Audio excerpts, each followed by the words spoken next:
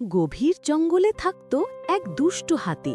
সবাই জানত হাতিটা যত বড় তার দুষ্টুমিও তত বড়। একদিন রোদিলা দুপুরে হাতি হাঁটতে হাঁটতে দেখল গাছের নিচে পিঁপড়েদের ছোট্ট সুন্দর মাটির ঘর। হাতে হেসে বলল, হে হে হে, এই খুদে ঘরটা যদি একটু নাড়া দিই। বুল! হাতের এক চাপেই পিঁপড়েদের ঘর ভেঙে গেল। সব পিঁপড়ে ছুটোছুটি করে দূর দিকে পালালো। কিন্তু একটি সাহসী পিঁপড়ে দাঁড়িয়ে রইল। সে রেগে বলল, হাতি ভাই, বড় বলে কি ইচ্ছে মতো দুষ্টুমি করবেন? দাঁড়ান, আপনাকে একটু শিক্ষা দিই। চুপি চুপি পিঁপড়েটি হাতের পায়ে উঠে তারপর সরবে ওপরে, আর শেষে সরাসরি হাতির শোণের ভেতরে ঢুকে পড়ল। হাতি তখনই লাফিয়ে উঠল, আছু!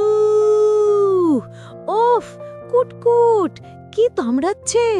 সে ছুটোছুটি করতে করতে গাছের সাথে ধাক্কা খায়, ধুলো উড়িয়ে আকাশ দেখায়।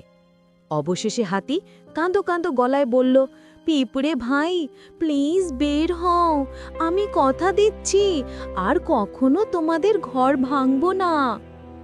পিঁপড়ে বের হয়ে গম্ভীর মুখে বলল, মনে রাখবেন, ছোট বলেই কেউ দুর্বল নয়, অন্যকে বিরক্ত করা খুব খারাপ অভ্যেস। হাতি মাথা নিচু করে বলল, দুঃখিত, আর দুষ্টুমি করব না।